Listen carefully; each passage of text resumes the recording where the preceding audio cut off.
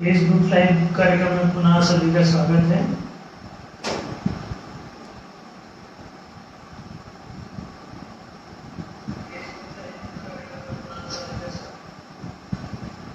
न्याय विधानसभा के सभी सदस्यगण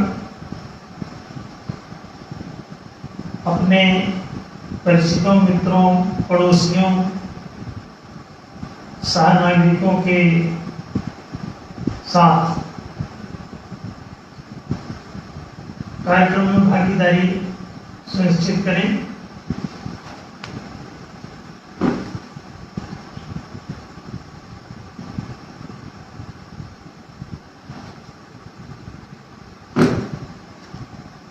आप सब जानते हैं कि एक फेसबुक लाइव कार्यक्रम जनता में न्याय के प्रति जानकारी और जागरूकता के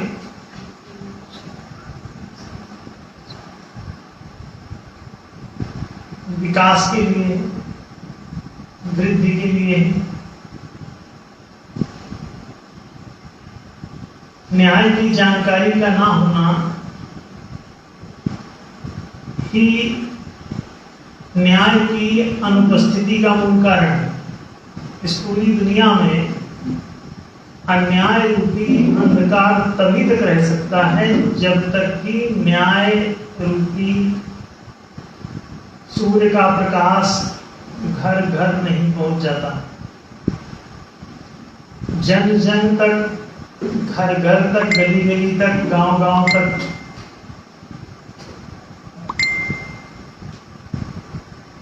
जिले जिले तक, प्रदेश प्रदेश तक, देश देश तक, पूरी दुनिया तक न्याय की जानकारी और न्याय के प्रति जागरूकता का विस्तार आवश्यक है।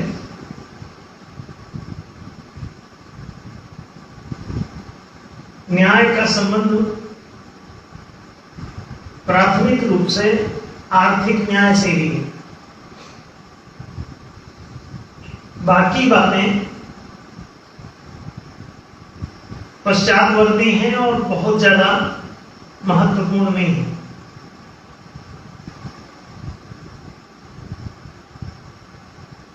अर्थनीति ही वास्तव में राजनीति है।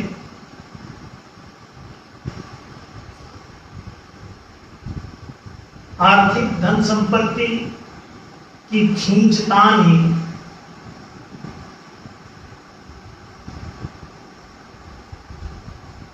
मानवीय संबंधों को प्रभावित करती है।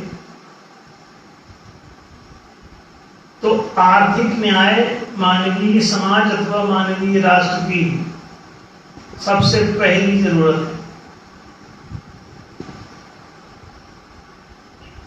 सभी लोग जानते हैं कि जब तक आर्थिक न्याय नहीं होगा तब तक जनहित की रक्षा संभव नहीं है। बाकी जितनी भी बातें हैं वो आर्थिक न्याय से ही प्रभावित हैं। अगर आर्थिक न्याय नहीं है तो बाकी आप किसी को कितना भी मंदिर जाने का अधिकार दे दीजिए, मस्जिद जाने का अधिकार दे दीजिए, चर्च जाने का अधिकार दे दीजिए, समाज में ऊंचे चबूतरे पर बैठा दीजिए, कुछ भी कर दीजिए, रोटी बेटी का खूब रिश्ता जोड़ लीजिए,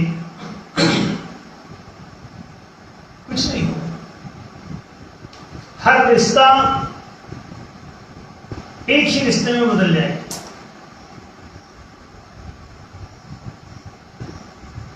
उनमें जो सबल होगा वो मालिक बन जाएगा, जो अबल होगा वो गुलाम बन जाएगा। यदि न्याय आदर्श के रूप में किसी समाज या राष्ट्र में स्थापित नहीं है तो उस समाज में, उस राष्ट्र में, उस संघ में, उस संगठन में, उस सभ्यता में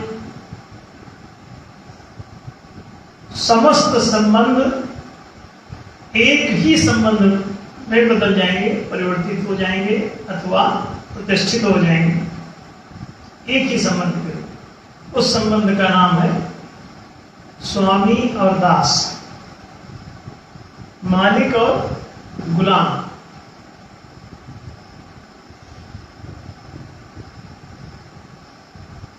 तो पूरी दुनिया में आर्थिक खींचतान ही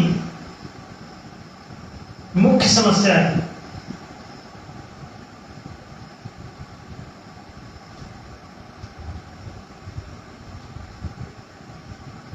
आर्थिक खींचतान जब तक बनी रहेगी तब तक समस्याएं चलती रहेंगी।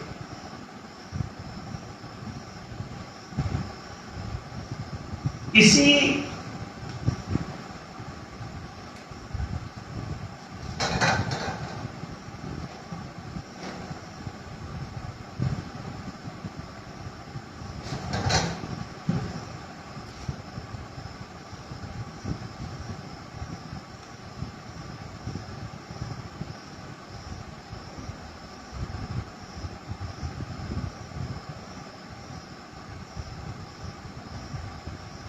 इसी विषय में आज एक प्रश्न है, अपराजिता ने पूछा है।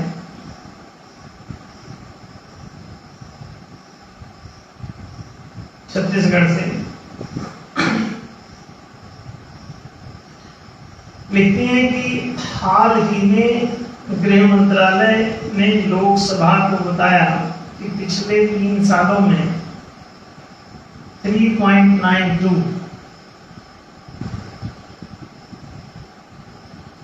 लाख मतलब लगभग 4 लाख लोगों ने भारतीय नागरिकता छोड़ दी। वे अमेरिका, ऑस्ट्रेलिया जैसे देशों में जाकर बस गए। इसके पीछे क्या कारण हो सकते हैं और दूसरे देशों में जाने से उन्हें क्या लाभ होगा जो भारत में रहते उन्हें नहीं मिल पाए। न्यूज में इसका कारण बताया जा रहा है कि भारत कुछ अन्य देशों के विपरीत दोहरी नागरिकता की अनुमति नहीं देता। दूसरा कारण बताया जा रहा है कि लोग बेहतर रोजगार और आवास की बेहतर स्थिति के लिए अपने देशों से प्रवास कर जाते हैं तथा कुछ जलवायु परिवर्तन या देश में प्रतिकूल राजनीतिक परिस्थितियों के कारण प्रवास कर रहे हैं। क्या वास्तव में यही कारण है? मार्गदर्शन करने की कृपा करें अपराजिता।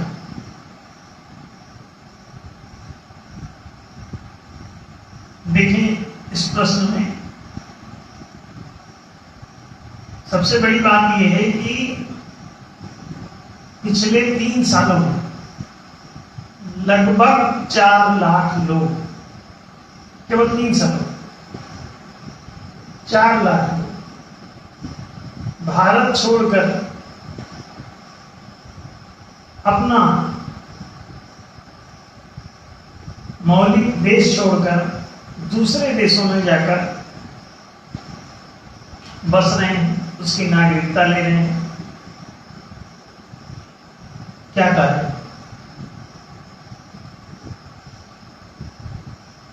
न्यूज मीडिया जो इस पर बहस करके और विद्वानों को बुला के जो इस पे निष्कर्ष निकाल रही थी, उसमें बड़ी आर्डिनरी 2-3 बातें बताई जा रही है। क्या? कि भारत चूंकि दोहरी नागरिकता नहीं देता, इसलिए लोगों को नागरिकता छोड़नी पड़ रही। ये तो खैर बहुत महत्वपूर्ण बात नहीं है। सवाल ये है कि दोहरी हो ना हो, नागरिकता का छोड़ा। यहां पर दूसरे कुछ लोग कह रहे हैं कि बेहतर रोजगार और बेहतर आवासीय सुविधाएं दूसरे देशों में उनको दिखाई दे रही, तथा कुछ जलवायु परिवर्तन या देश में प्रतिकूल राजनीतिक परिस्थितियों के कारण छोड़ रहे हैं। ये सभी बातें वास्तव में बहुत महत्वपूर्ण नहीं है, जो आम जनता, आम विद्वान इसमें बोल रहे हैं। प्रतिकूल राजनीतिक परिस्थितियां क्या होती हैं? राजनीतिक परिस्थिति प्रतिकूल क्यों है?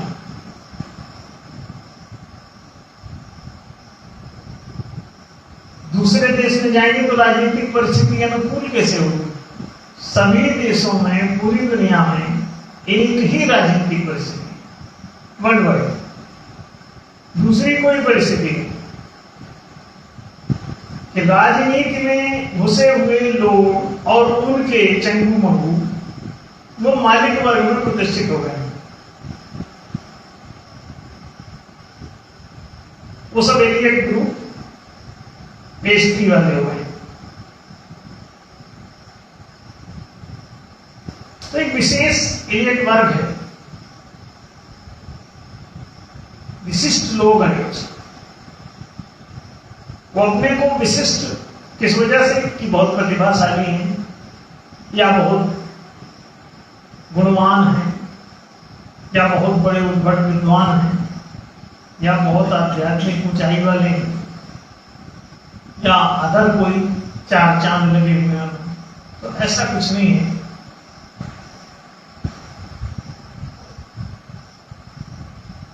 इधर उधर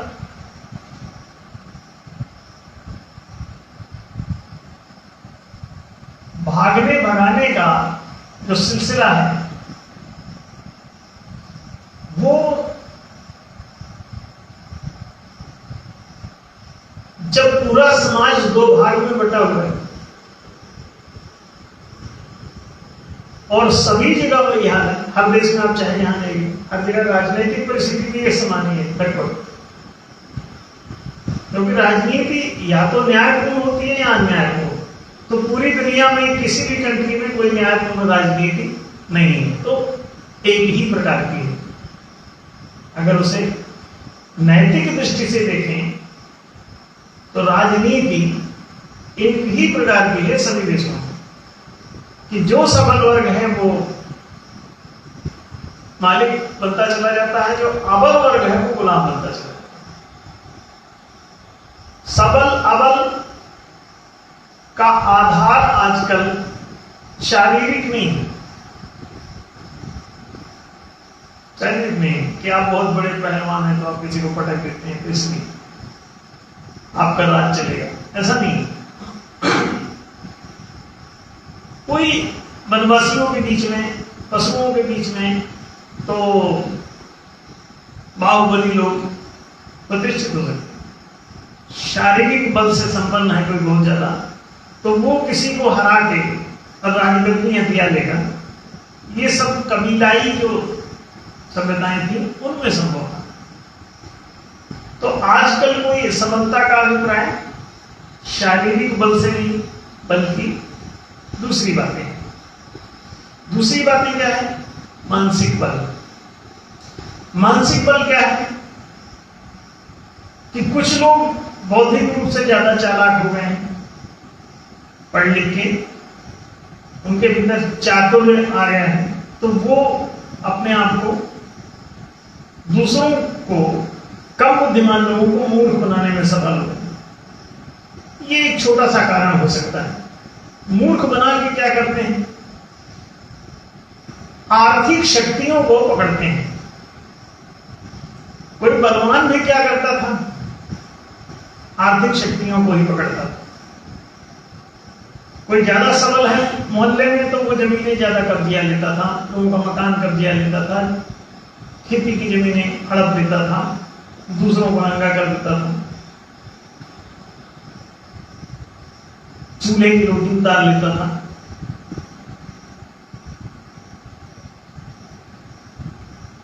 तो बाहुबली भी वही कर रहा, फिर बुद्धिबली भी वही कर रहा। तो ये दोनों एक उप कारण तो हो सकता है, लेकिन सीधे कोई कारण ये नहीं है, तो बौद्धिक कोई बहुत चालाक है तो उस वजह से दूसरों को सुपरसीड कर जाएगा, ऐसा भी नहीं है। बहुत सारे बुद्धिमान लोग हैं जो केवल गुलामी करते हैं, और ज्यादातर तो भी जो मानसिक रूप से ज्यादा तेज तर्राक लोग हैं वो सब नौकर ही बन रहे हैं। वो डॉक्टर, इंजीनियर और सभी बन के और किसी न किसी सेठ के गुलाम होते हैं। तो घुमा फिरा के ये सभी बातें नगण्य हैं अथवा सीधे कारण नहीं। तो फिर कौन सा कारण है सबलता? सबलता का पैरामीटर कोई शारीरिक बल, मानसिक बल या कोई संकल्प बली है इसमें टिका हुआ है? ना, ये भी नहीं है। एक ही बल है जो सब बलों का बल है। कोई सोचता है कि हथियार के बल से टिका हुआ, ना, ये भी सब जिस लोग सोचते थे कि जिसकी लाठी उसकी भैंस हो जाएगी,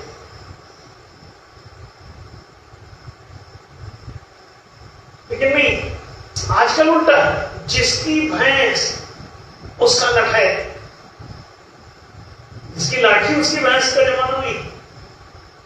अब लाठी से भैंस हथियार हो गए सब। भैंस से लठैत कब्जे में आ सकता है। आप तू दावा करें, अब पी के लठैत में पड़ेंगे, चिंता मत करो। लोग समझ गए, आंकड़े बदल चुके, परिभाषाएं बदल चुकी,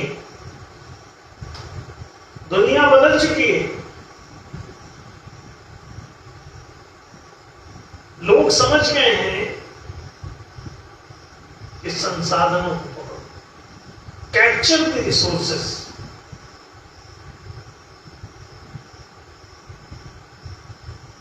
और जिन लोगों ने जितनी मात्रा में रिसोर्स कब्जा लिए उनकी तरफ सब लठैत चले आए। बाहुबली चले आ रहे, तो बाहुबली को भी खरीद लेते हैं और बुद्धिबली को भी वो खरीद रहे हैं। अरे बौद्धिक को चले आओ नौकरी डाट काम से, पढ़ो उनके, MBA करो, इंजीनियरिंग करो, मेडिकल करो, लाइन से आ जाओ, IAS बनो, सब उनके अंडर में आपको काम करना पड़ेगा। किसके अंडर? जिसके पास है सब रिसोर्सेस का जखीरा बन गया है।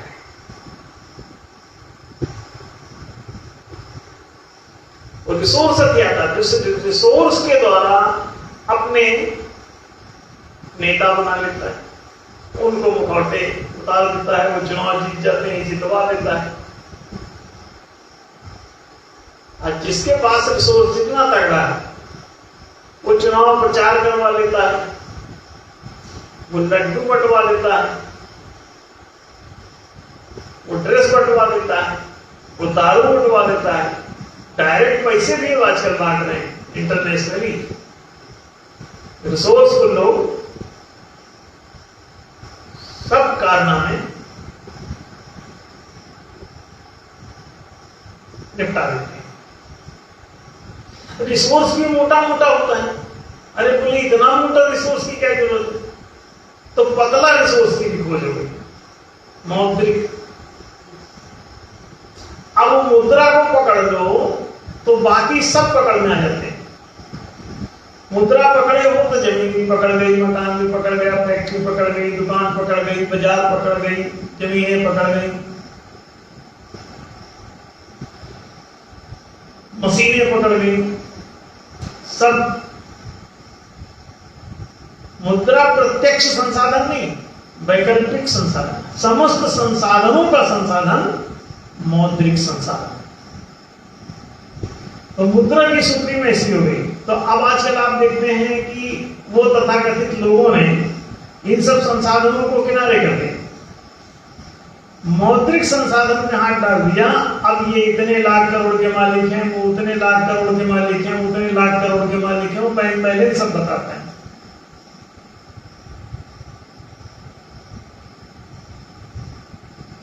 बहुत ज्यादा। अब रिसोर्स हथियाने की जरूरत नहीं।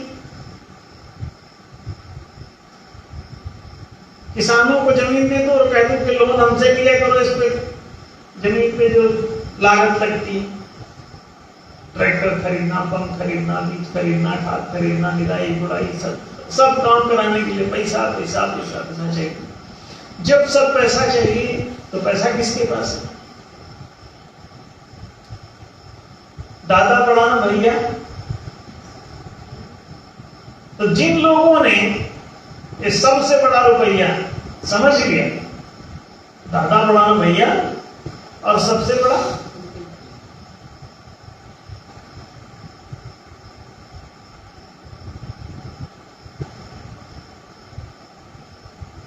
जिन्होंने समझ लिया उन्होंने उसे पकड़ लिया, पकड़ना शुरू किया। पकड़ते पकड़ते पकड़ते पकड़ते जब बहुत ज्यादा पकड़ लिए तो जिस देश में रहते हैं उस देश में संकट हो सकता है। पता नहीं कौन सा कानून अब लपेटे में ले लिया, लालू यादव की तरह समस्या में फंसे, फंस गए बेचारे। चारा घोटाला कितने केस हैं, रोज एक नया केस खुल जाता है और रोज नई सजा हो जाती। काहे काहे में जमानत करा देते।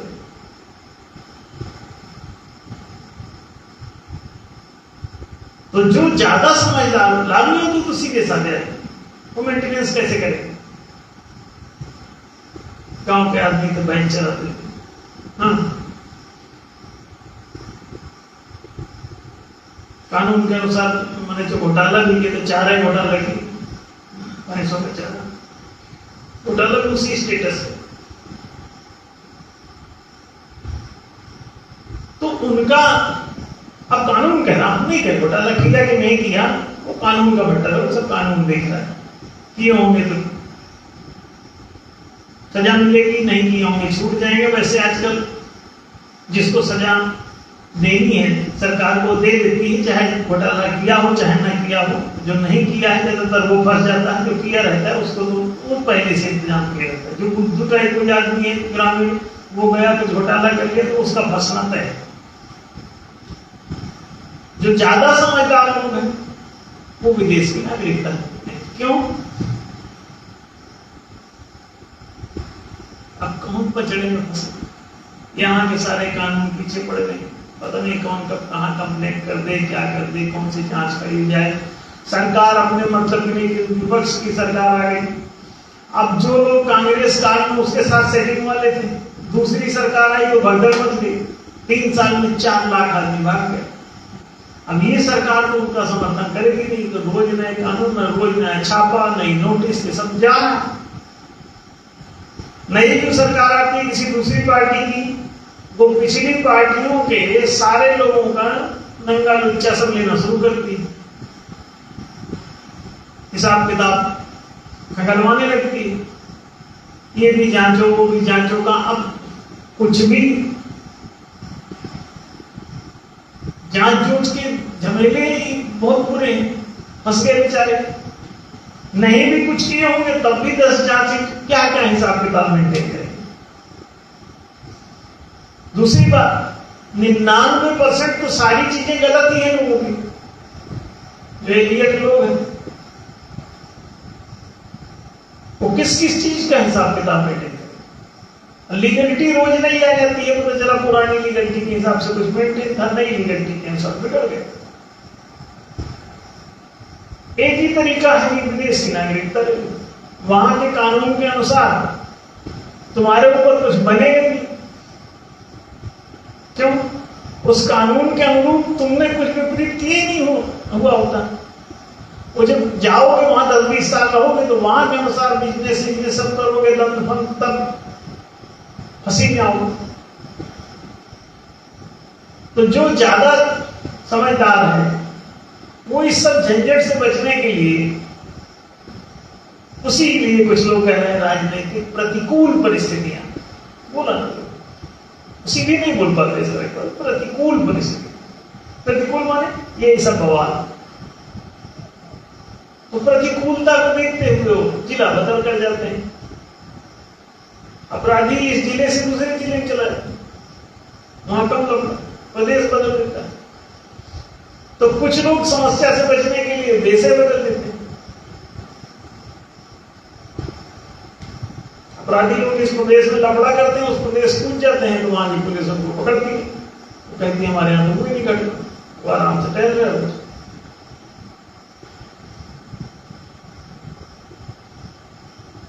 एक देश में तो सारे लफड़े करो, दूसरे देश की नागरिकता ले लो, वहां तो अब जिस दिन से नागरिकता ली उस दिन से तुम्हारा हिसाब किताब होगा। तो उसके बाद वहां कुछ लफड़ा 10-20 साल तक उनको करने की जरूरत, इतना माल पार कर दिया होता है कि ऐसे गुजारा चल जाएगा, तो 4-10 को ठीक है, शांति से बैठ जाए। क्या अब देखिए, छोटी सी बात, करेंसी को डिजिटलाइज कर दो, मुद्रा की छपाई ढलाई का खर्चा खत्म, फिर मुद्रा को जारी करने का कोई खर्चा नहीं, रेपो रेट अनावश्यक बोझ है, रेपो रेट खत्म करो। जैसे ही रेपो रेट खत्म करोगे, करेंसी को डिजिटल करो, रेपो रेट समाप्त करो, एक भी आदमी छोड़ के जाने की इच्छा नहीं करेगा देश। करके देखिए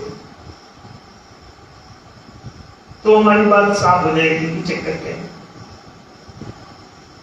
वो सारे दांव में जो अनावश्यक धन भंडार कलेक्ट करने का, भ्रष्टाचार के जरिए, घूसखोरी के जरिए, बेईमानी के जरिए, दांव पेच के जरिए, किराया के जरिए, बिजनेस प्रॉफिट के जरिए, उसको बिजनेस में कभी कोई प्रॉफिट नहीं होता। आपको बता दें साहब, जितना भी प्रॉफिट है वो सब चोरी होता है।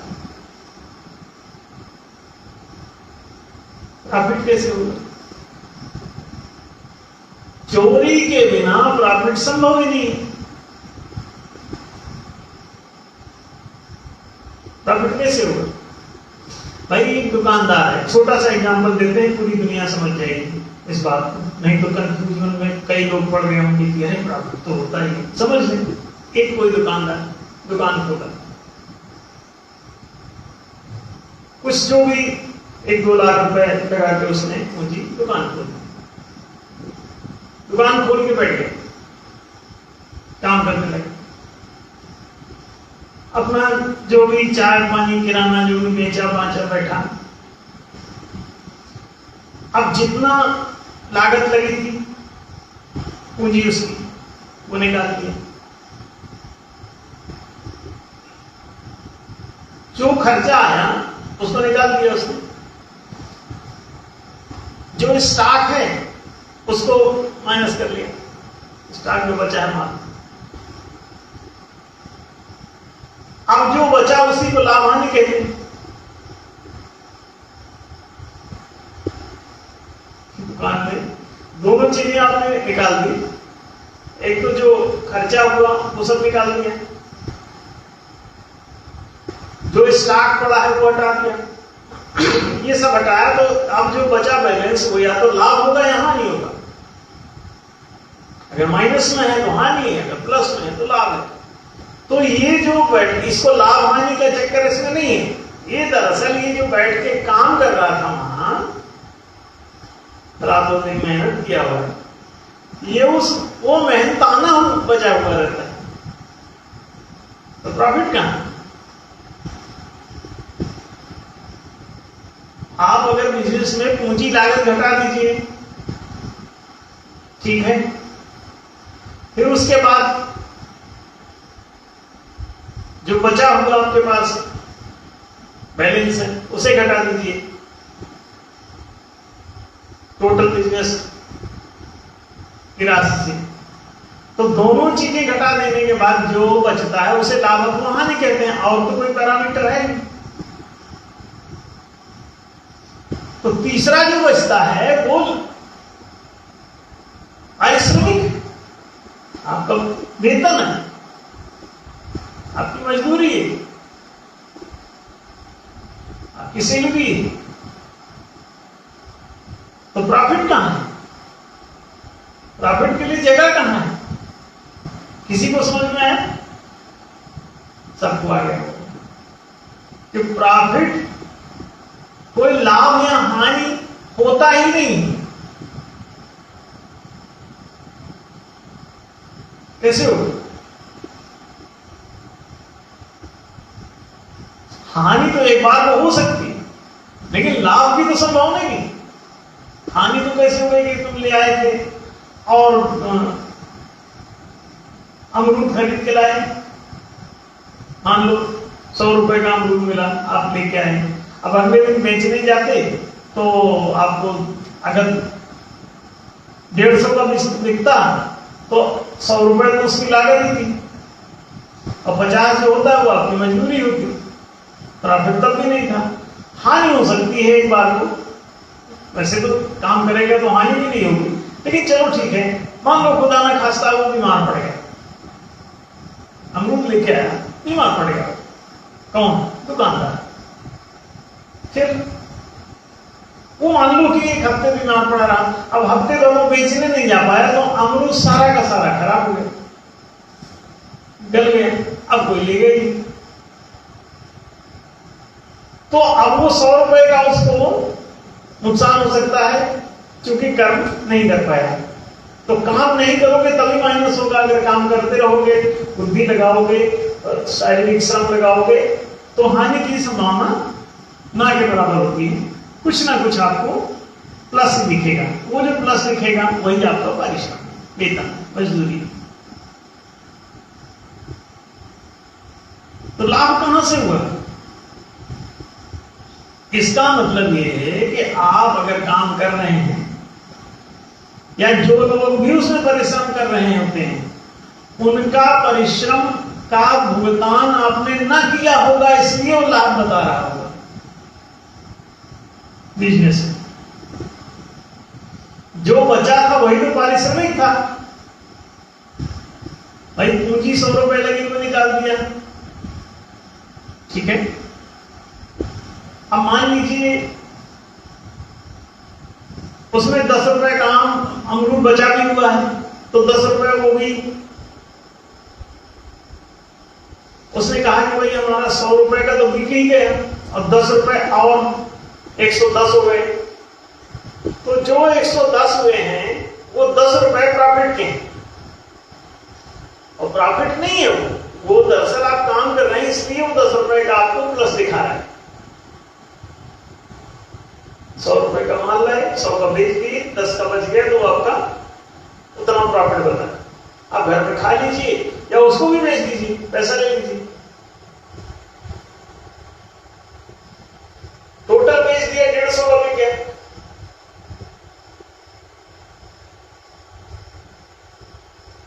तो लाए थे 100 का, 150 का बेचा, तो 50 रुपए क्या है? दो नाम दे सकते हैं इसे, या तो प्रॉफिट बोलिए या पारिश्रमिक। तो वास्तव में क्या है? पारिश्रमिक। तो जो बचता है उसको पारिश्रमिक कहते हैं। जितने लोग उसमें परिश्रम कर रहे हैं उनके अकाउंट में जमा होना चाहिए, लेकिन उल्टा है, परिश्रम कोई और करता है उसके अकाउंट में नहीं जमा होता ही, ये प्रॉफिट कोई और ले जाता है। ये लूट का माल है, समझिएगा इसे। फिर भी ये पारिश्रमिक उसको नहीं दिया गया, अपने पास काट कपट करके रख लिया, फिर भी वो परिश्रम करने आ रहा है। क्यों आ रहा है? क्योंकि उसको पूंजी नहीं दी जाती कि वो अपना सामान खरीद ले और बेचे। रेपो रेट लगा देते हैं, चाहे यहां इस कटवा लो और चाहे हमारे रेपो रेट चुकाओ, दोनों का रेशियो एक रखते हैं। चाहे इधर कटवा लो, पारिश्रमिक अपना सीधे प्रॉफिट दिखाए, और चाहे वहां ब्याज के रूप में दिखवा लो। पूंजी ले आओगे तो वहां ब्याज चुका दो, या इधर प्रॉफिट के नाम से चुकाओ या ब्याज के नाम से चुकाओ, जाना सेठ के पास है मान। समझ गए? यही माल हड़पते हड़पते जब बहुत ज्यादा हो जाता है, अनेक प्रकार से घूस के माध्यम से, दान दक्षिणा के माध्यम से, चोरी के माध्यम से, भ्रष्टाचार के माध्यम से, घूसखोरी के माध्यम से, प्रॉफिट के माध्यम से, किराया के माध्यम से, ब्याज के माध्यम से, ये जो आप बटोरते चले जाते हैं, डकैती के माध्यम से, कैसे भी जो ये एक्सेस माल आपने इकट्ठा किया, इस पर कभी भी कोई कानूनी कार्रवाई हो सकती है। तो जहां भी न्याय की क्रांति लोगों को दिखने लगती है, वहां से चोर उचक के कूद के भागने लगते हैं। एक और है, यदि कोई अर्थव्यवस्था डूबने का डर लग रहा हो, अर्थव्यवस्था का जहाज डूबने का डर लग रहा हो, तो मूसक माने चोर सबसे पहले उस जहाज से कूदने लगते हैं, बाहर छलांग मारने लगते हैं, भले ही वो वहां कूदने के बाद शार्कों के शिकार हो जाएं, मगरमच्छों के शिकार हो जाएं, और ये कूद गए समुद्र में, क्योंकि जहाज डूब जाएगा।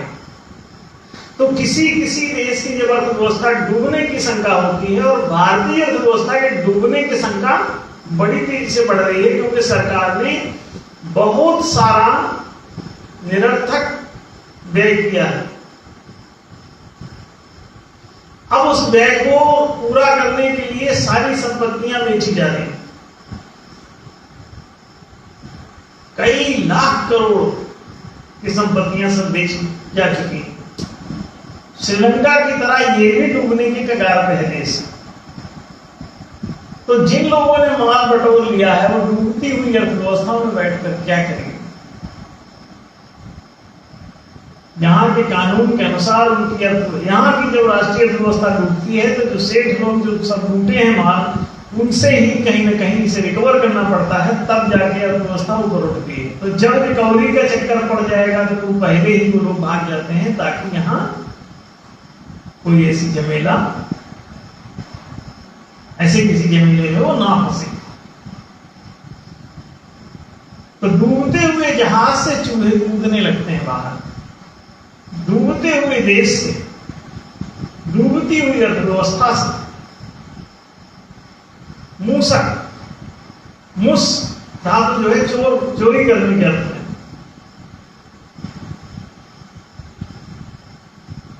तो मूसक जो है चोरों के अर्थ में प्रयुक्त। तो इसलिए मूसक लोग माने चूहे लोग कूदने लगते हैं, चोर लोग उस अर्थव्यवस्था से कूदने लगते हैं, कूद के भाग के अपने को सुरक्षित करना चाहते हैं, अपनी आर्थिक संपत्ति को सुरक्षित करना चाहते हैं। क्योंकि डूबती हुई अर्थव्यवस्था में जब तुम्हारे चारों तरफ भिखारी बढ़ने लगे, तो सरकार टैक्स लगाएगी। सरकार टैक्स किस पर लगेगी? जिसके पास पैसा होगा, तो उसे पूरा करने के लिए हैवी टैक्सेशन की तरफ जाएगा। भारत में देखो लगातार टैक्सेशन बढ़ता जा रहा है। अब गेहूं पर भी टैक्स, खाने पर टैक्स, पानी पर टैक्स, दुनिया की हर चीज पर टैक्स बढ़ता जाएगा। भारत में नित नए टैक्स लगते जा रहे हैं। भारत उस लूट पीट कर खा पी गए घाटे के गर्त को भरने के लिए, ये जब बाहर चारों तरफ हाथ पैर मारेगी सरकार, तो वो लोग लपेटे में आएंगे, तो वो पहले ही भाग जाना पसंद करेंगे, जो ज्यादा चालाक चूहे हैं।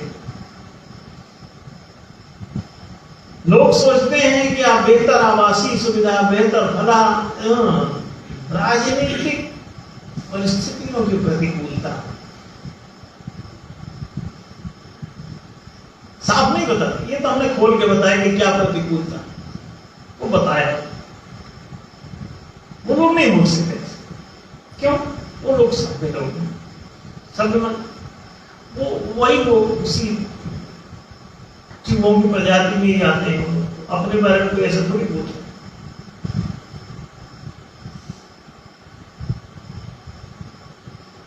तो सभ्यता मेंटेन करते, सभ्य अपने बारे में सभ्य ढंग से बैठने बात। प्रतिकूल परिस्थिति है, राजनीति अनुकूल नहीं है, अर्थव्यवस्था लड़खड़ा रही है, भागो। तो सुरक्षित रह जाएगा तुम्हारा धन। नहीं तो तुम्हारा जब धन में तुम इन्वेस्टमेंट में सब पैसा रखे रहते हो तो उस समय तुम्हारी समस्या है कि मुद्रा का मूल्य गिरने लगता है। अब 80 रुपए करेगा तो ये जो पैसा बटोरे हुए कई लाख करोड़ बता रहे हैं तो पता चला वो कई लाख जो है वो कुछ हजार के बराबर रहेगा, मौद्रिक मूल्य गिरता जाता। तो जब ऐसे अर्थव्यवस्था कोई गिरने लगती है, अभी किसी देश में था 10 लाख का आधा किलो चावल मिल रहा था, तो मुद्रा का मूल्य ही खत्म हो गया। तो बड़े लोग अगर पहले ना भाग जाएं, टाइमली ही बदल लो, नहीं डॉलर मुश्किल से बहुत कम डॉलर मिले बटोरे माल। तो विदेश भागने में जल्दी करो, भविष्य के दूरदर्शी लोग हैं सब। हाँ? डूबती हुई अर्थव्यवस्था की शंका होने पर अर्थव्यवस्था इनके देश की डूब रही है, डूब जाएगी, बहुत तेजी से लड़खड़ा सकती है और लाखों रुपए का $1 हो सकता है, ऐसा तक हो जाता है। तो इसलिए लाखों रुपए जमा करके $1 मिलेगा, तो पहले भाग लो, तो 80 देना $1 मिल जाएगा, निकल तो जल्दी से। अभी चुप विदेश भागने के लिए आपको करेंसी बदलना पड़ेगा ना, तो मुद्रा आपका लूट का माल ही कुछ मूल्य ही हो जाएगा। इसलिए बड़ी तेजी से शंका के कारण बड़ी तेजी से लोग भागने लगते हैं। चूंकि ये बड़ी शंका बढ़ गई है कि श्रीलंका जैसे हालात ना हो जाएं कि चाय भी पीने के लिए आपको हजारों और लाखों रुपए खर्च करने पड़े, तो लूटे हुए माल का कोई मूल्य ही ना रह गया। फिर भाग में उड़ते टाइम भी तो हम मजे मारते, कीमत कायम रह जाती, जो डॉलर में कन्वर्ट होकर अब डॉलर का हिसाब किताब होता, रुपया वाला कि नहीं, रुपया गिर जाए उन्हें कोई दिक्कत नहीं हो, तो डॉलर में कन्वर्ट कर चुके, डॉलर का मूल्य नहीं करते। आया समझ में? तो सब चालाकी, चालाक चोरों की लीला या अद्भुत। सब समझदार लोग हैं, टाइमली हिसाब किताब कर लेते हैं, सब दूरदर्शी लोग, तमाम उनके आर्थिक सलाहकार रहते हैं, वो बता देते हैं कि अभी निकल जाने में फायदा, कल कानूनी कार्रवाई कर जाओगे, अर्थव्यवस्था गिरती हुई अर्थव्यवस्था तुम्हारा धुआं निकाल देगी, इससे निकल लो जल्दी से। वो सब समझते हैं। जब आप तमाम इन परिस्थितियों का अध्ययन करेंगे तो आपको पता चलेगा कि हमने जो कहा कि अगर इसको रोकना है, इस पलायन को, तो ये पलायन ऑटोमेटिक करेंसी को डिजिटलाइज कर दो, रेपो रेट समाप्त कर दो। दूसरी बात, सरकार के बजटीकरण को 4 भाग में बांट दो, जनता को शिक्षा, जनता को रोजगार, जनता को सुविधा, जनता को संरक्षण। जनहित के 4 कार्यों पर व्यय करो और रोजगार, रोटी नहीं रोजी देना शुरू करो। रोजगार देने के लिए उनको बिना गारंटी का लोन न दो, एम्प्लॉयमेंट फंड बना दो, सारा पैसा उसमें डालो और कोई भी अपनी उसमें सिक्योरिटी रखो, पूंजी ले लो। कोई अर्थव्यवस्था नहीं लड़खड़ाएगी, कोई डॉलर महंगा नहीं होगा, सब नॉर्मल रहेगा। ये जो हम कह रहे हैं करके देखिए। विदेशों से लोन मत लो। जब घर में आप मुद्रा के लिक्विडाइजेशन का सिद्धांत मौजूद है तो विदेशों से लोन क्यों ले रहे हो? ये तो अपने घर से ही हो जाएगा। दूसरी बात, शिक्षा बढ़ाओ, प्रशिक्षण बढ़ाओ, प्रोडक्टिविटी बढ़ाओ, माल ऑटोमेटिकली आप 1 रुपए की उत्पादकता बढ़ जाएगी। 1 रुपए अगर स्किल बढ़ा चढ़ा, ज्ञान गुण कौशल बढ़ा चढ़ा हो, तकनीक, शिक्षा, प्रशिक्षण, रिसर्च सेंटर्स डेवलप करो, 25% शिक्षा बजट बनाओ, विद्या बजट, उसमें शिक्षा, प्रशिक्षण और शोध तीनों कार्य चलने को। स्किल बढ़ जाने से प्रति रुपए उत्पादकता बढ़ जाती है, तो मुद्रा का मूल्य बढ़ जाता है। लोग सोचते हैं कि मुद्रा की क्रय शक्ति से मुद्रा का मूल्य तय होता है। नहीं, वो तो अवकाश का पता चलता है कितना खरीद पा रहे। मुद्रा का मूल्य बढ़ाने के लिए उत्पादकता प्रति रुपए की बढ़ानी पड़ती है। ये आदि अर्थशास्त्री नहीं जानते, ना इसकी बात करते।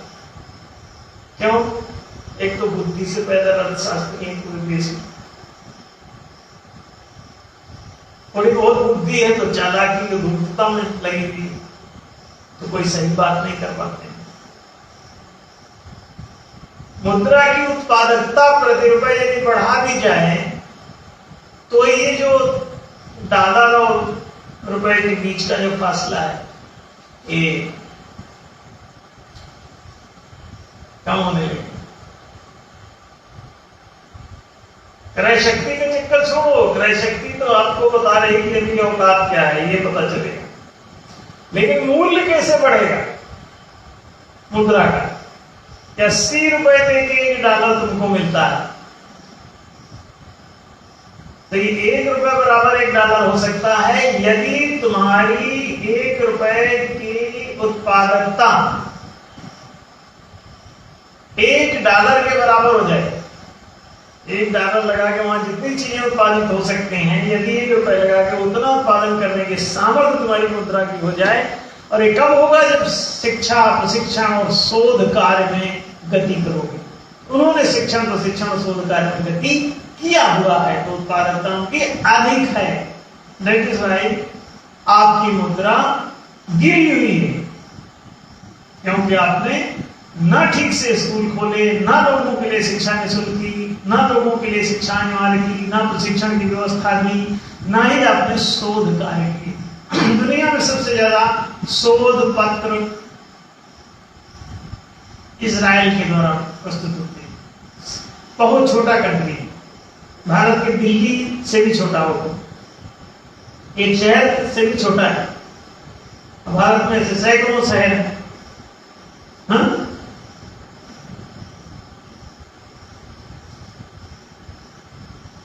सबसे ज्यादा रिसर्च की होगी, इसीलिए पूरी दुनिया में जितने भी वैज्ञानिक आविष्कार और वैज्ञानिक हैं वो सब मोर देन 90% सब यहूदी हैं, इजरायली हैं। ये सब तो पिछड़े हुए, इनके रुपए की उत्पादकता इसीलिए कम है क्योंकि स्कूल इनका मरा हुआ है, और ये केवल अपने जो एलिट वर्ग है केवल अपने लिए शिक्षा अपने बच्चों के लिए करता है, बाकियों के लिए शिक्षा खत्म कर देता है। कहता है तुम वहां आओगे तुमको राशन देंगे, दाल देंगे, मिड डे मील देंगे। मिड डे मील खिलाते हैं, बुला पढ़ाते नहीं। अरे ढाबा खोल लो कि स्कूल खोल लो, कितनी चालाकी है। गरीबों को कैसे मुर्गा बनाया जाता, पढ़ाने की जरूरत नहीं।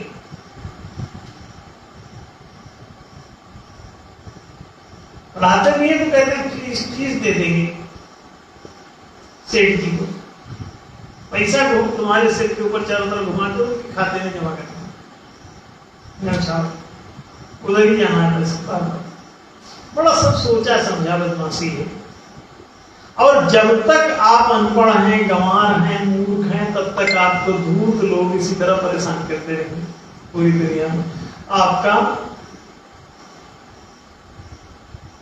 80 रुपया बराबर $1 रहेगा, आपका रुपया 80 देना पड़ेगा तो $1।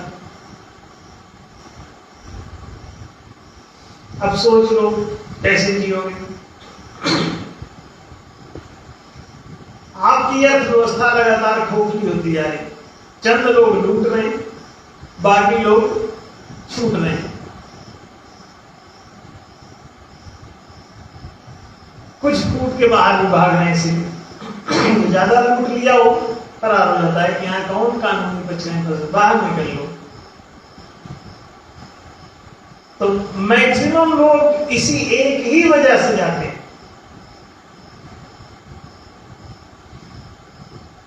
कैसे इस प्रतिकूल परिस्थिति से बचें? प्रतिकूल परिस्थिति, बड़े प्यारे नाम शब्दों से आपको बताया जाता है इस कविले पर। भागने भोगने की जरूरत नहीं, सारी दुनिया अपनी है, सारा देश अपना है, सारा जगत अपना है। ये डालर और रुपया भी का है, दो प्रकार का चलाते हो भाई, एक ही नाम का रखो और सब जगह ओपन मार्केट रखो, कोई भी जगह माल इधर उधर आने जाने दो, विलासिता संबंधी चीजों की लाइसेंसिंग प्रणाली खत्म करो, मुद्रा पर रेपो रेट खत्म करो, सेठों के ब्याज की चिंता न करो, बैंक क्या करता है तुम अपना आरबीआई संभालो। आरबीआई का रेपो रेट शून्य होते ही और गांव-गांव में हर ग्राम पंचायत में उसकी आरबीआई की शाखा खोलो, अथवा वहां पे एक सेंटर है जहां से पब्लिक अपना लेन देन कर सके। आपको साहूकारी प्रथा से लड़ने की जरूरत नहीं, RBI is there, nothing to fear. बहुत सिंपल, पूरी अर्थव्यवस्था एकदम शानदार हो जाएगी। आप आरबीआई के रेपो रेट शून्य करो और लिक्विडिटी को संतुलित करो, बाजार मूल्य के समतुल्य तक किसी भी संपत्ति को लिक्विडाइज करने का जनता को अधिकार दे। जब पूंजी की जरूरत पड़ेगी अपनी संपत्ति को लिक्विडाइज करने, ना कहीं से ऋण लेना पड़ेगा, ना ब्याज चुकाना पड़ेगा, ना बर्बाद होना पड़ेगा, ना गुलाम बनना पड़ेगा, ना नौकरी ढूंढना पड़ेगा, ना किसी दूसरे की मशीन और फैक्ट्री में काम करना पड़ेगा। सब अपनी अपनी फैक्ट्री अपना अपना मशीन लगा सकेंगे, बहुत सरल हो जाएगा। सेठों की सारी बदमाशी समाप्त हो जाएगी। अब वो जो उनका पारिश्रमिक लूट के प्रॉफिट दिखाता था वो सब कहानी खत्म हो जाएगी, क्योंकि लोग तो अपनी दुकान पे खुद बैठेंगे, तुम्हारी दुकान में कोई क्यों आएगा, तुम्हारी फैक्ट्री में कोई क्यों आएगा। लोग कहेंगे फिर अपना एक 1.5 लाख रुपए का मशीन ले आए, घर में पेन बना रहा बेच रहा, कोई मशीन नहीं थी तो इसलिए किसी दूसरे की मशीन पर जाने के लिए, क्योंकि पूंजी नहीं थी, लिक्विडिटी नहीं, एम्प्लॉयमेंट फंड नहीं था, लिक्विडिटी उपलब्ध कराने का साधन नहीं था। आरबीआई ने सब वहां पे बदमाशों ने आरबीआई पे अपने कानून थोप रखे। यही जो एलियट वर्ग है, यही किराया सब खींचता रहे, वही आरबीआई कब्जे आए हुए, वही थाना कब्जे आए हुए, पुलिस कब्जे आए हुए, वही इसको हर जमीन दिया है, हर संसाधन दिया है। अब मुद्रा की वजह से वो सब कंट्रोल कर लेता है, बहुत मजे में सब चल रहा है। इसे धीरे धीरे समझोगे। आपको पढ़ाई लिखाई से इसीलिए वंचित रखा जाता है। 70% तो प्योर अनपढ़ रखा हुआ है। आजादी के समय तो 95% आप अनपढ़ थे। 1 से 5% आदमी हजारों वर्षों से शिक्षा तक जाता है, वो भी बड़ी अल्प मात्रा में, बहुत ज्यादा शिक्षा इच्छा करें। भाषा ही इतनी कड़क कर दी जाती है कि 1% से ज्यादा पढ़ ही नहीं पाओगे। अब ये अंग्रेजी भी इतनी टाइट हो चुकी है, आप नहीं पढ़ पाएंगे। अब संस्कृत इतनी टाइट कर दी गई थी कि नहीं पढ़ पाएंगे। 99% लोग तो मेडिकल और ये सब की लैंग्वेज ही नहीं पढ़ सकते। इंजीनियरिंग मेडिकल की लैंग्वेज बढ़ती चली जा रही, जटिल होती चली जा रही, वो सब जानबूझ के करते चले जाते। कभी भी अंग्रेजी के शुद्धिकरण की कोई समिति नहीं बनती। भारत में भाषा के शुद्धिकरण की कभी कोई समिति नहीं बनाई गई। भाषा को शुद्ध करो, सरल हो जाएगी, भाषा को सरल करो, शुद्ध हो जाएगी। भाषा को दार्शनिक आधार पर ज्ञान विज्ञान सम्मत करो, एकदम सरल, एकदम शुद्ध हो जाएगी, सर्वसुलभ भी हो जाएगी। घंटे भर में ही सब लोग पढ़ के भाषा भी हो जाएंगे। बेईमानी छोड़ दो बस। बेईमानी न भाषा पढ़ने दे रही है, बेईमानी किसी को शिक्षा लेने दे रही है, बेईमानी किसी को आगे बढ़ने दे रही है, सिर्फ गुलाम बनाती है बेईमानी, और आपको तरह तरह से डोमिनेट करती है। तो आप लोग धीरे धीरे जैसे जैसे समझेंगे, शिक्षा की ओर बढ़ेंगे। हम लोग लगातार प्रयत्नशील हैं, 4 जनाधिकार आपको आपके मिल जाए, दिला दिए जाए। आपको 25 साल तक हर प्रकार की विद्या प्राप्ति का अधिकार, सब शिक्षा प्रशिक्षण को आप कर सकें, इसका अधिकार। इसके पश्चात आपको गृहस्थ आश्रम में प्रवेश करके रोजगार, कृषि, वाणिज्य, राजनीतिक विचार में से कोई एक संसाधन प्रति परिवार आपको सुलभ कराया जाए। प्रति परिवार एक रोजगार का सिद्धांत, पर फैमिली 1 रोजगार, 1 employment. Basic principle theory, basic principle, the basic theory, education to all and employment to all, education per person, employment per family. जैसी ही व्यवस्था थी सारा जगत धन्य हो जाएगा, सारी लूट खत्म हो जाएगी, सारी बदमाशी खत्म हो जाएगी, न कोई भागेगा, न टूटेगा, न कुछ लूटेगा। जब न लूटेगा तो लूटेगा, लूट के जाएगा। सारी दुनिया एक सार्वभौमिक राष्ट्र हो जाएगा। यदि एक भी राष्ट्र न्यायशील हो जाए तो पूरी दुनिया न्यायशील हो जाएगी। और चंद जो है दो चार बदमाश रहते हैं, उन्हीं की वजह से सबको गुलाम बनाया जाता है। कोई बात नहीं, एक अकेला सिकंदर पूरी दुनिया को गुलाम बनाना चाहता है, एक अकेला हिटलर पूरी दुनिया को गुलाम बनाना चाहता है, एक संघी आप सबको मूर्ख बनाया जाता है निरंतर। वो कभी एजुकेशन टू ऑल पर नहीं हो, हिटलर कभी नहीं बोलता, सिकंदर कभी नहीं बोलता एजुकेशन टू ऑल होना चाहिए, एम्प्लॉयमेंट टू ऑल होना चाहिए। कभी उनका कोई लेक्चर सुना आपको? आज के किसी नेता का सुनते हो? Never never never, they will not speak, they can not give this statement, education to all,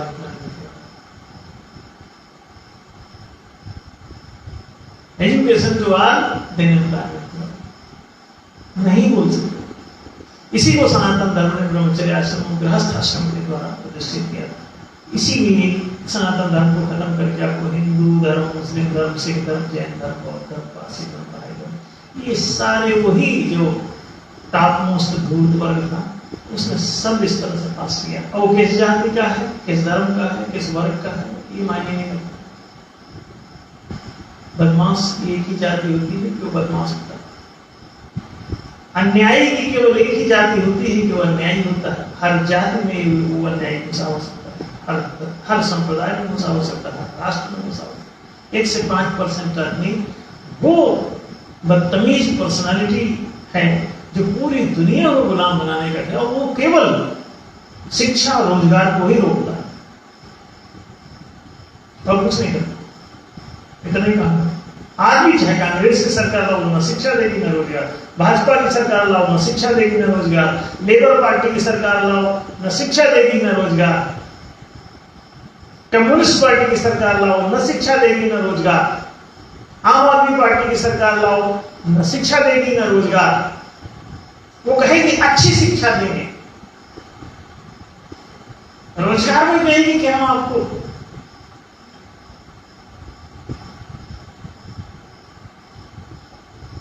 कर्ज देते, अरे रेपो रेट हटा दो, रोजगार अपने आप में मिल जाएगा, एम्प्लॉयमेंट फंड बना दो, रोजगार खुद ही लेकिन तुमको एहसान का है। फीस दे देंगे, नहीं एजुकेशन नहीं देंगे, फीस देंगे, घर घर राशन पहुंचा दो, राशन कार्ड पहले बना दो। बेईमान का लक्षण है तो तुमको सबसे पहले राशन कार्ड बनाए, शासन कार्ड नहीं बना के, रोजगार कार्ड बना के नहीं देगा। रोजगार कार्ड बना देगा तो समझ जाना कि वो आपको लेबर कार्ड बना के देगा, नौकर कार्ड, गुलाम कार्ड। रोजगार माने संसाधन होता है, गुलामी नहीं। मिल्कियत, संपत्ति देना चाहिए, नौकरी नहीं। बहुत सावधान रहो, जब भी वो श्रम कार्ड बनाएगा तो समझ जाओ क्या चेक कर। गुलाम माने श्रमिक, नौकर, नौकरी.com से आ जाए, रिसोर्स.com से मत आना। समझो, बड़ा सोचा समझा ये बदमाशी है। लोग धीरे धीरे धीरे धीरे जैसे जैसे आप, शिक्षा ही आपकी कम है, आप शिक्षित नहीं, आप इकोनॉमिक्स नहीं पढ़ते, आप दर्शन नहीं पढ़ते, आपको भाषा ठीक से नहीं सिखाई जाती है, आपको गणित ठीक से नहीं पढ़ाई जाती, तो भाषा गणित संज्ञान दर्शन इन चारों आपको वीक कर दिया जाता है, कमजोर बना दिया जाता है, जिसके बाद आपकी पर्सनालिटी मानसिक हो ही नहीं पाती। संस्कृति आपकी खराब कर दी जाती है, आपको अंडा मुर्गा संडे हो या मंडे रोजना अंडे बताया जाता है, आपको मांसाहार सिखा के आपका सब कुछ छीन लिया जाता है, आपके हृदय को क्रूर बनाने के लिए वो लोग आपको मांसाहार की ट्रेनिंग देते हैं। मछली खाओ, मटन खाओ, फला खाओ, मुर्गा खाओ, बकरा खाओ, गाय खाओ, ये खाओ, वो खाओ, ये गलत बातों का प्रचार। तुम्हारे लिए ये सब करते हुए चले जाएंगे, वे निरंतर उनको यही शिक्षा देंगे, तुम्हारी संस्कृति को पूरा आपको भ्रष्ट करेंगे, फिर उसके बाद तुमको बर्बाद कर देंगे। वे मांसाहार सिखाएंगे, वे कहेंगे ये सब करो। उनकी दुष्टता का कोई अंत नहीं। तुम्हारे कल्चर को पूरा भ्रष्ट कर देंगे। तुमको गाली सिखाएंगे, टीचर खुद गाली बक रहे हैं स्कूल में, पुलिस को गाली देने की ट्रेनिंग दी जाती है। ये कौन सा कल्चर? मांसाहार, नशा, गाली गलौज, बेईमानी, मक्कारी, ये सब की ट्रेनिंग दी जाती है। वही एक वर्ग आपको इससे गुलाम बनाता है, आपको कमजोर करता है, आप इमोशनली विकसित ना हो जाएं, बौद्धिक रूप से विकसित ना हो जाएं, आप चेतना विकसित ना हो जाए, तो पीक्यू, IQ, SQ सब आपको भ्रष्ट करने में लगे रहते हैं। आपके पास जो शारीरिक क्षमता है उतने का ही उनको जरूरत हो, डंडा बजाना और भैंस की तरह इस्तेमाल करना, दूना, भैंस की तरह डंडा बजा के काम ले।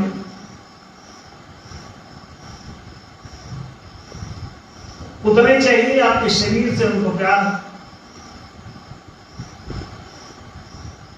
हर गुलाम का शरीर बांध कर रख दिया जाता है, उसके बौद्धिक विकास को रोका जाता है, उसके भावनात्मक विकास को रोका जाता है, उसके चेतनात्मक विकास को रोका जाता है। फिजिकल पोषण उनको चाहिए तो फिजिकल पोषण, राशन दे, राशन से क्यों स्कूल में ले जाते हैं तो वहां पे रसने देते हैं, शिक्षण भोजन करो, घर क्यों चाहिए? राशन देंगे, रोशनी छीन लेंगे। गुलाम को राशन दिया जाता है, रोशनी नहीं, अंधेरे में रखा जाता है, कोठरियों में बंद कर दिया, तब रोशनी छीन लिया, ज्ञान छीन लिया जाता है, विज्ञान छीन लिया जाता है, गुण छीन लिया जाता है। तो ये समझ लें कि चंद लोगों द्वारा ऐसी नौटंकी की जाती है, वो सब हड़प के और आपको समस्या में डाल के और प्राय भाग जाते हैं। ऐसी जगहों पर भाग जाते हैं जहां उनको खतरा दिखने लगता है, फिर दूसरे जगह जाके उसका शोषण करते हैं, वहां लफड़ा होता है तो वहां से भाग देते हैं और दूसरी जगह जाते हैं। पहले यूरोपियन अमेरिकन कंपनियां उस देश को लूटती नहीं, जब वो वहां की लेबर ज्यादा पढ़ लिख गई, सजग हो गई, तो वहां से भाग के चीन में घुसे। चीन की जब ज्यादा सजग हो गई, वहां शिक्षा उच्चा बढ़ गई, आर्थिक विकास हो, तो वहां से भाग के भारत में घुसने लगे।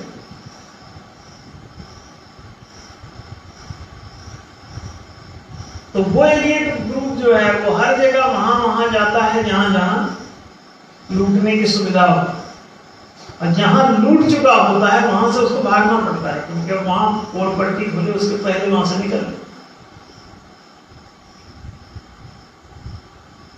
कानूनी कार्यवाही में न फंस जाए तो निकल। विरोधी सरकार को या कहीं विपक्षी सरकार तो भागो, नहीं तो कहीं लपेटे में न ले। तो इसलिए उटपटांग कारनामे, अभी जब कांग्रेस सत्ता में जाएगी तो भाजपा ही भागी। प्रतिकूल राजनीतिक परिस्थितियां,